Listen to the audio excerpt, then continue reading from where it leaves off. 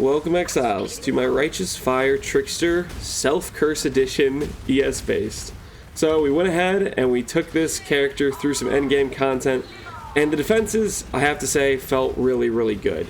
They aren't the most min-maxed OP defenses. Obviously, something like an Aegis Aurora setup is going to still be tankier than a build like this, but it felt pretty good in my opinion. Things like a Uber Speed, a Height of Hubris formed or twisted, were fights we could basically just face tank as I'm showcasing right now, and it felt really good. Same thing with maps. You go into maps, it was going to feel clean pretty much all the way through. The Trickster's goated layers of defenses is what I'm saying is the Spellbreaker node hard carrying, because that proccing of recharge is so good for sustain, on top of having that extra boost of spell suppress. It makes us mitigate a lot more damage, and then you add in Ghost Shrouds, you add in 95 evade chance, and all of a sudden you have a very convincing layer of defense, and I am all for it. Ultimately, after having played the character, I'm a big fan of Trickster's defensive layers. I have been for a while, and it just got better this league.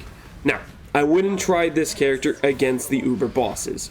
Ultimately, my conclusion was, I didn't have Awakened Gems, I didn't have enough min-max in my gear, and I couldn't do it.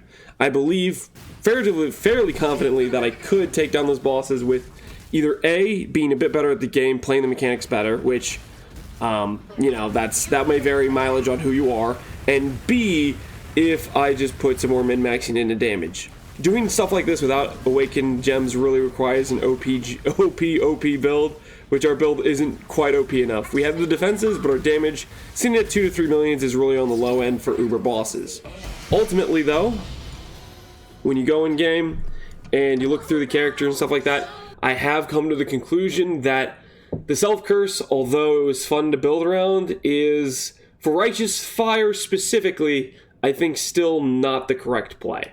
I think the Energy Shield based setup I had in past leagues were better ultimately.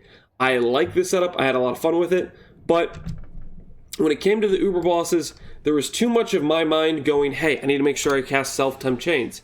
Hey, I need to make sure that I'm channeling every 4 seconds or whatever it is to make sure the blue guy from the Unshattered Will is up. There was a lot more thinking I had to do besides just the mechanics of, I need to dodge this, dodge that, shoot here. And all in all, when I started adding in all these things, the cracks started to show, because I would mess up mechanics, I would run into slam attacks from Shaper, because I was busy with my mind occupied by other things, like, for example, casting Temporal Chains, keeping up that Self-Tempt Chains effect.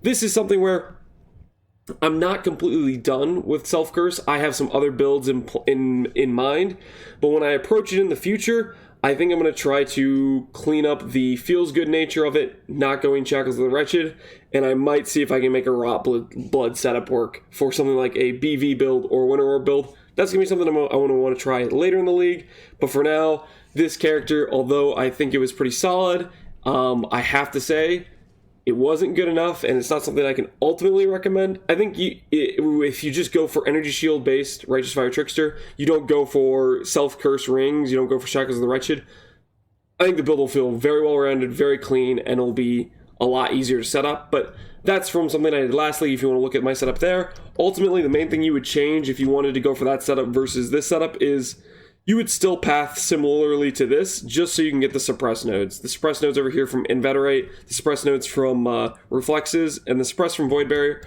All that stuff, plus the spell suppress nodes of Instinct, that gets you to cap without any suppress on your gear. Obviously, if you start getting a bit of suppress on your gear here and there, that means you can start to drop suppress nodes, you can start to repath your tree, save some passives, go for a second cluster for damage. Stuff like that will start picking up your single target significantly. Also, Flask Charge gain 2 every 3 seconds. This mod allows you to run 5 flasks. I think ultimately, if I was dropping Shackles of the Wretched, I would probably put a Brutal Restraint somewhere around here, maybe get Onslaught on Kill, maybe get Aura Effect, get some other notables going, and then pick up Trader Keystone, because it gives you more flask charges per second, and it means you don't necessarily have to have the flask gain implicit on your chest piece, because that gives you another 20% aura effect, which is very powerful in a character like this, where you can reserve your life pool for auras. It starts to add up. Ultimately, I had a lot of fun with this character. Hopefully you guys enjoyed the journey, and I'm sorry the conclusion was we couldn't quite do Ubers without Awakened Gems, but that's just how it goes sometime. I'm pretty happy with how the character had turned out. I had a decent amount of fun with it. And next up on the agenda is the doryani's prototype galvanic field build, which we'll see. I just finished leveling through the campaign, so we'll see how quickly I can start putting that together. And I'll make a video on that soon, maybe in a day or two. Anyways, as always, thanks for watching, Exiles. Take care.